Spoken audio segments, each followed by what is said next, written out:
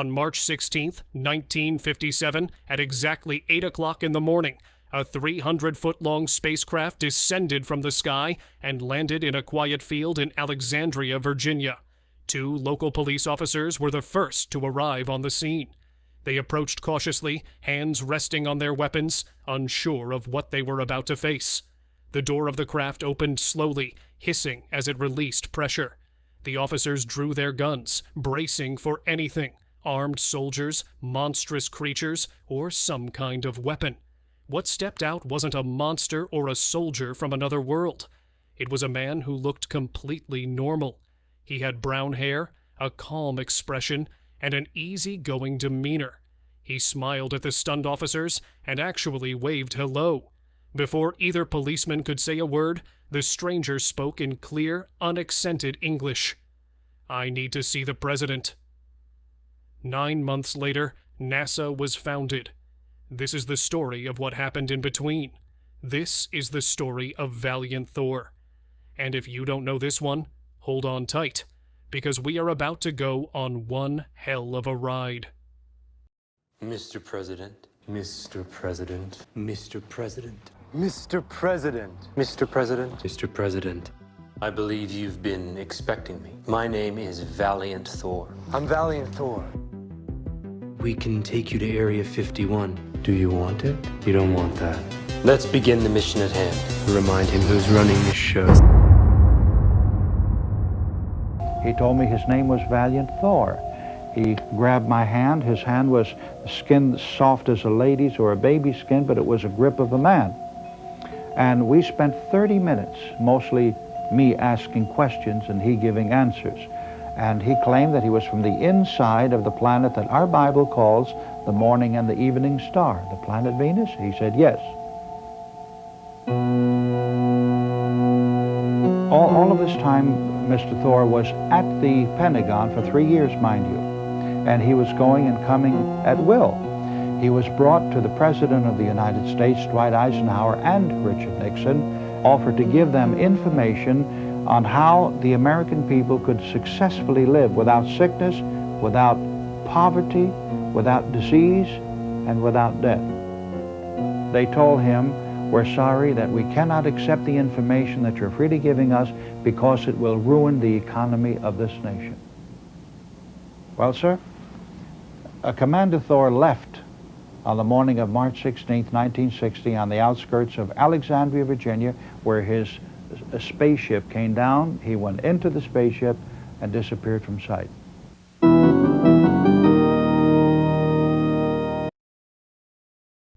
In the fall of 1957, the Soviet Union stunned the entire world by launching Sputnik 1 and 2 into orbit, the first artificial satellites in all of human history.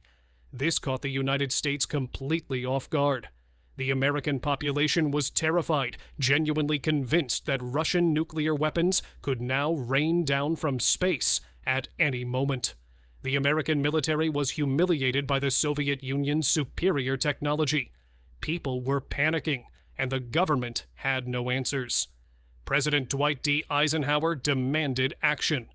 On January 31, 1958, the United States responded by attempting to launch the Vanguard satellite.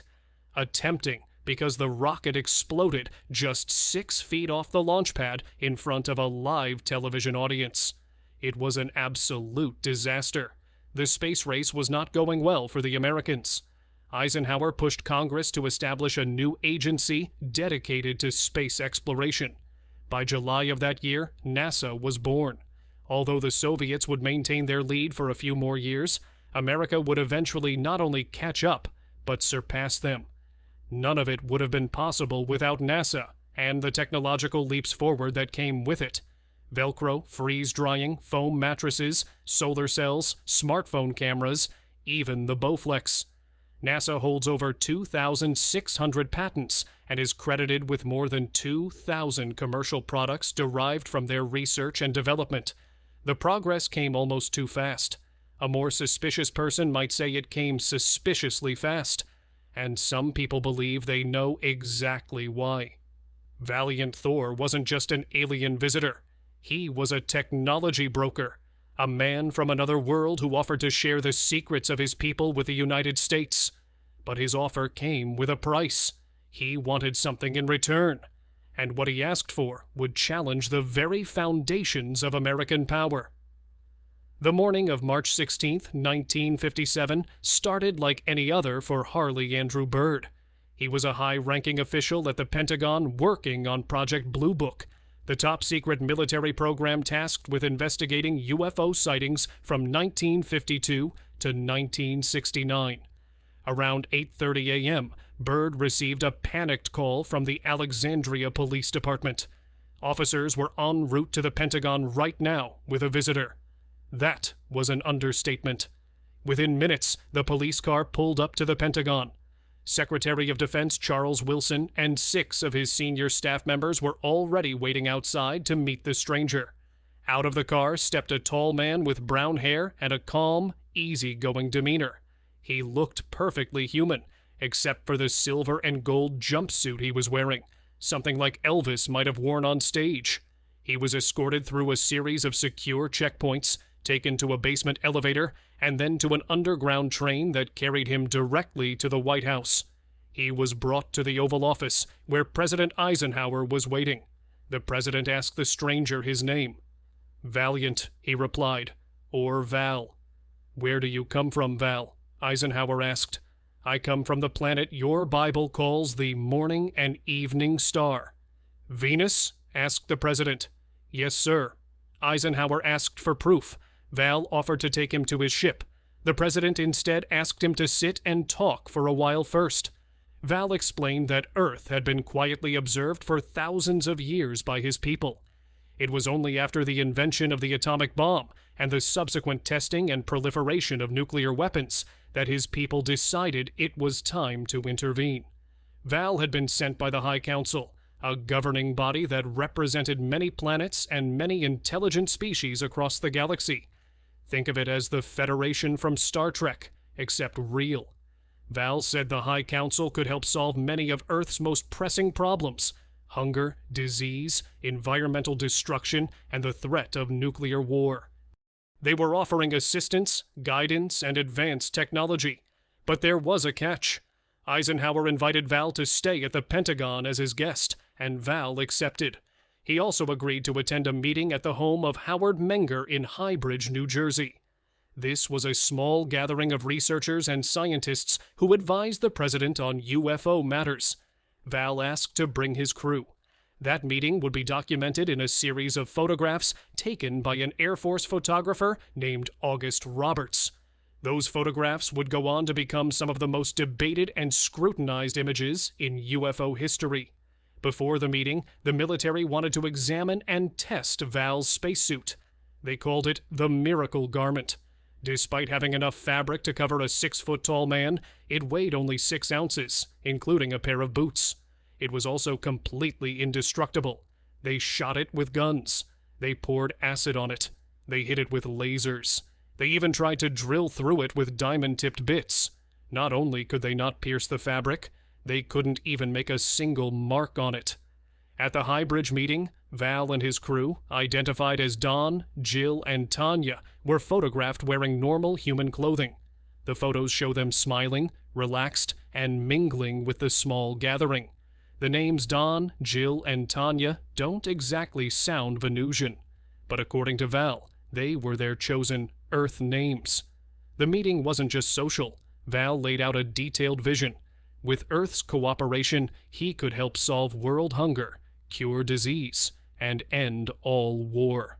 The only condition was that every country with nuclear weapons had to disarm completely. Eisenhower listened respectfully, then told Val that mankind simply wasn't ready for such a drastic and immediate change. The geopolitical situation was too volatile. The Cold War was at its peak. He couldn't simply order the dismantling of America's nuclear arsenal. That was the moment Val realized he couldn't accomplish his mission alone. He needed help from someone on Earth, someone with an open mind, someone persuasive, and someone willing to work with him over the long haul. That person would turn out to be Dr. Frank Stranges. Dr. Frank Stranges was a well-known UFO researcher, author and theologian. He held PhDs in psychology, philosophy, and criminology, or at least he claimed to. One day, Frank received a call from an excited August Roberts, the photographer who had taken the High Bridge photos. Roberts had images of the alien crew but didn't know what to do with them. Frank was immediately fascinated. He started using the photos in his lectures and presentations. After giving a talk in Washington, D.C., Frank was signing copies of his books and chatting with guests when a woman approached him. She introduced herself as Nancy Warren. She looked around carefully, held up a Pentagon ID card, and quietly asked if Frank wanted to meet the man in those photographs. Frank didn't hesitate. The very next morning, he arrived at the Pentagon and was escorted to Val's private quarters. The door opened, Val extended his hand, gave a warm smile, and said, "Hello, Frank." Val already knew everything about Frank, his background, his work, his publications, and even his faith. Val said he needed Frank's help. Frank naturally wanted to know why he had been chosen out of all the people on the planet. Val replied, "You have an open mind. You speak to many people, and you are a minister of the gospel of Jesus Christ." And this is where the story takes a sharp and unexpected turn. Frank Stranges was a Christian evangelist. He preached that Jesus and the angels were actually extraterrestrials, and that the Bible was full of references to UFOs and advanced technology. Val's mission, as Frank understood it, wasn't just technological or political. It was deeply spiritual. Val wanted to help mankind return to God. In exchange for Frank's assistance, Val promised to share all the wonders of the universe with the human race. Though their first meeting was brief, Val revealed a tremendous amount of information. He confirmed the existence of intelligent life on countless planets across countless solar systems, far more than we could ever dream of. Over the next few years, Val worked closely with the United States government and agreed to share some of his advanced technology. NASA's rapid progress? That was Val. Valiant Thor's mission had officially begun. But progress was slow. The political establishment resisted. Val confided in Frank about hidden communication devices placed in homes around the world. Homes in Reno, San Diego, Los Angeles, and Geneva. The equipment was holographic, allowing two people in different locations to appear in the same physical room as if they were standing face to face. Frank actually saw one of these devices in use and couldn't believe his eyes. Val also tried multiple times to convince President Eisenhower to address the United Nations and begin the formal process of Earth joining the intergalactic community. But every single time this came close to happening, the CIA or the Department of Defense shut it down. They feared that if Val's message got out, too many people would listen, and that would threaten America's military supremacy. They blocked the president at every turn. Eisenhower himself hinted at this struggle in his famous farewell address in 1961, just 1 year after Val's mission officially ended. In that speech, Eisenhower warned against the growing power of the military-industrial complex. He said that creating a permanent weapons industry was dangerous, that it would become too rich and too powerful. And he was absolutely right. Remember, Eisenhower was the ultimate army guy. He was the supreme commander of the Allied forces in World War II. He was elected president because he was a war hero, but here he was, telling the nation that we cannot allow weapons and war to become a profitable business. Colleagues of Eisenhower, including General Douglas MacArthur, thought the speech was crazy, especially with the Soviet Union becoming so powerful. But Ike meant every word. By 1960, Val's 3-year mission had come to an end. And it had failed. But that wasn't the last we would hear from Valiant Thor. Even though his relationship with Val changed his life in many positive ways, Frank Strange's experiences were not all good. After giving a lecture in Germany, his food was poisoned. He nearly died. Val appeared with the antidote and a warning: watch your back. A few years later, Frank was on his way to meet Val when he was shoved into the back of a car, driven out to the desert, and nearly beaten to death. Val and Don showed up just in time to save him. On his honeymoon, Frank and his wife were run off the road by a mysterious black car. Frank's neck and hips were broken. He almost died in the hospital. But Val showed up and healed him instantly. Frank walked out of the hospital that day in perfect health. The most important event in Frank's life happened in June 1968. Val told Frank to fly to San Diego. There was something he needed to see. Val picked up Frank at the airport and drove southward, crossing the border into Mexico. They finally stopped at a small town called San Felipe. They parked the car behind a restaurant and walked down a rocky path to the beach. And that's when Frank saw it. A 300-foot-long, 21-foot-tall silver saucer hovering silently just above the water.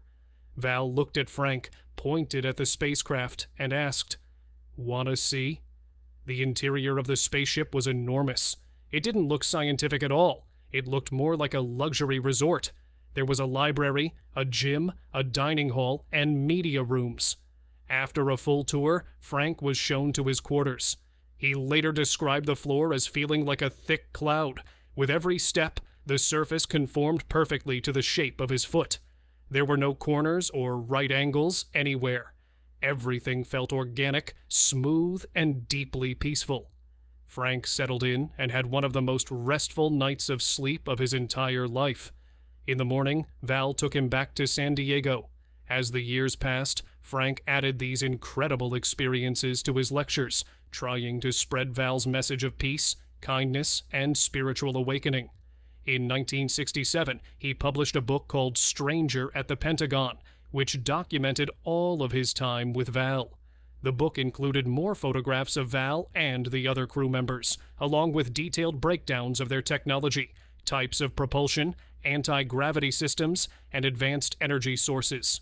Frank even included a diagram of the interior layout of the ship. Though Frank Strange's passed away a few years ago, Valiant Thor is still here. As we speak, his ship, Victor 1, is reportedly parked and cloaked on the shore of Lake Mead, east of Las Vegas. Several thousand people are said to be aware of Val and Victor 1, including about 2,000 government employees. A few scientists have even been on board.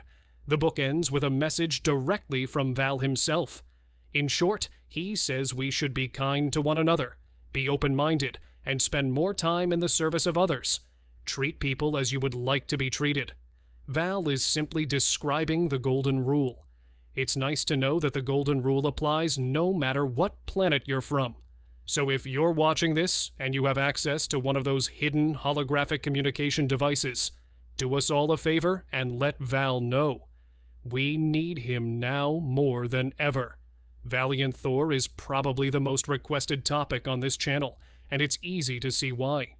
It's a story rich with characters, action, mystery, and a positive message. But now comes the hard part.